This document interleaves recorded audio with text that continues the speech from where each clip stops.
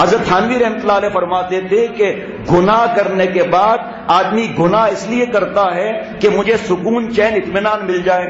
فرمایا یہ ایسے ہی ہے جیسے پخانہ کرنے کے بعد پیشاب سے استنجا کر لیا جائے.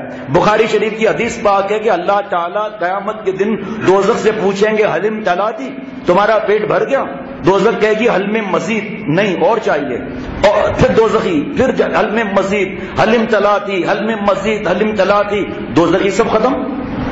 دوزخ تو ابھی بھی کہہ رہی ہے میرا پیٹ نہیں بھرا، حلم مزید اور چاہیے.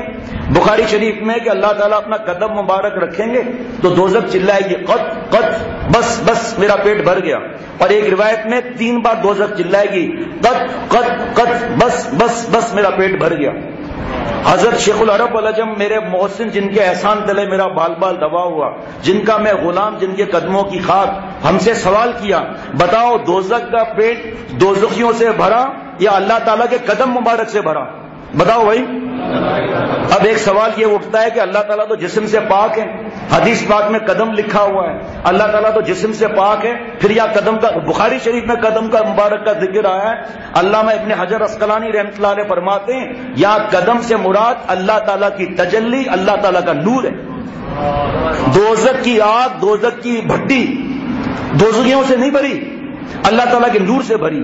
آج جو گناہوں کے تقاضے ہیں اور جو گناہوں پر ہم لوگ عمل کرتے ہیں اور گناہ کو گناہ نہیں سمجھتے، پورے دنیا کے نیٹ اور کیبل کی دنیا لے آؤ، پوری دنیا کی حسینوں کی دنیا لے آؤ، پوری دنیاؤں کی زنا اور بدفعلی لواطت کی دنیا لے آؤ، نہیں سکون ملے گا. جاؤ پاگل خانے میں دیکھو، 90% لڑکیوں کے چکر والے وہاں پاگل ہیں، 90% وہاں پاگل ہیں. ایک منسٹر نے پاگل خانے کو ای میل کیا کہ میں آپ کا پاگل خانے کے لیے معائنہ کرنے آنے والا ہوں، ٹائم دیا 10 بجے کا. اب آپ سمجھ رہے ہیں کہ کتنے گھنٹے پلس کرنے چاہیے. منسٹر جو ٹائم دے آنے کا تو پلس کرنا پڑے گا نا کچھ، 8 گھنٹے 10 گھنٹے جو بھی پلس کر لیں. وہ منسٹر صاحب وقت پہ پہنچ گئے، پاگل خانے کے گیٹ پر بیٹھا ہوا تھا پاگل نمبر 1. منسٹر آیا، کہا گاؤں بھائی کون ہے آپ، کیوں آئے ہیں، کہاں ہیں؟ وہ پاگل نے کہا جی آپ کو پتا نہیں ہے میں منسٹر ہوں. کہا منسٹر؟ ارے ہم جب پاگل خانے سے باہر تھے ہم بھی یہی کہتے تھے آئی ایم منسٹر. اب وہ منسٹر صاحب کی تو کھوپڑی آؤٹ ہو گئی اور جلدی سے آگے ایڈمنسٹریشن والے کا سوری سر آپ ہم نے تو پلس کیے تھے گھنٹے، آپ پورے ٹائم پر آ گئے. اب منسٹر صاحب اندر داخل ہوئے پاگل خانے میں.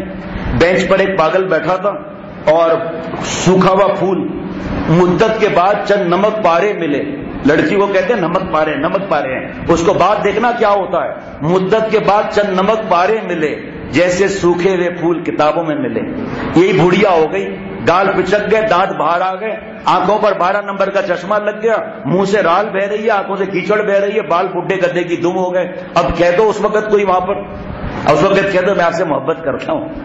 پہلے تو پھنسانے کے لیے کہہ رہا تھا کہ آپ کے لیے سمرقند لاؤں، بخارا لاؤں، بس آپ کے لیے آسمان سے تاڑے توڑ کے لاؤں. ہم تمہارے لیے آسمان سے تاڑا توڑ کے لائے گا.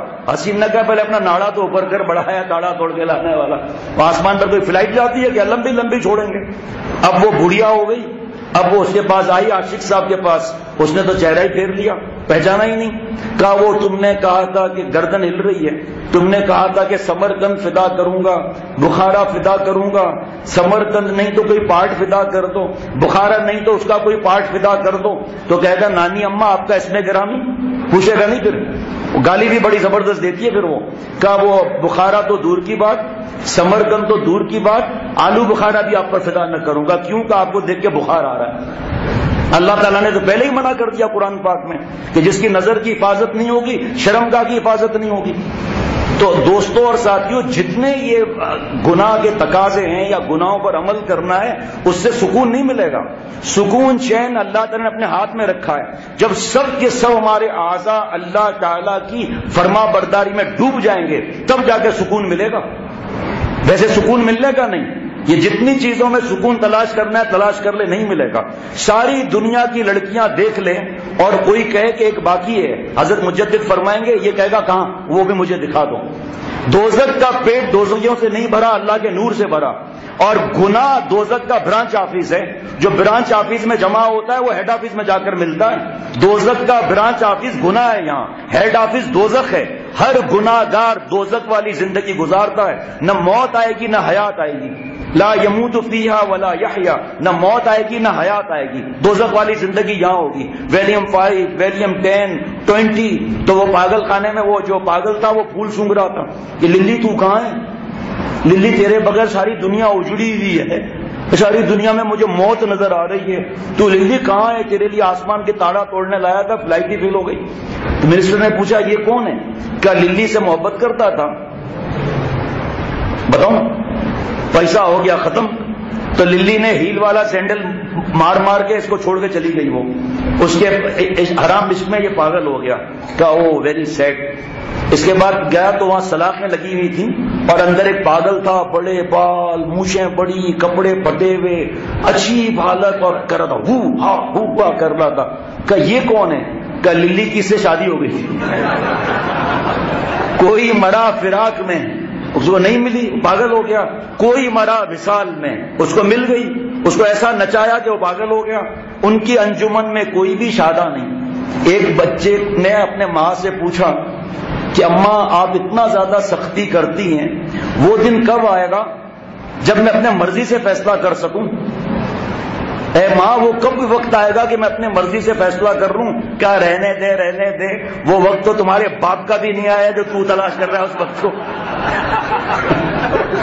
اس کو سارا کنٹرول ہمارے ہاتھ میں ہے۔ تو جو کتنا خوش ہو رہا ہے۔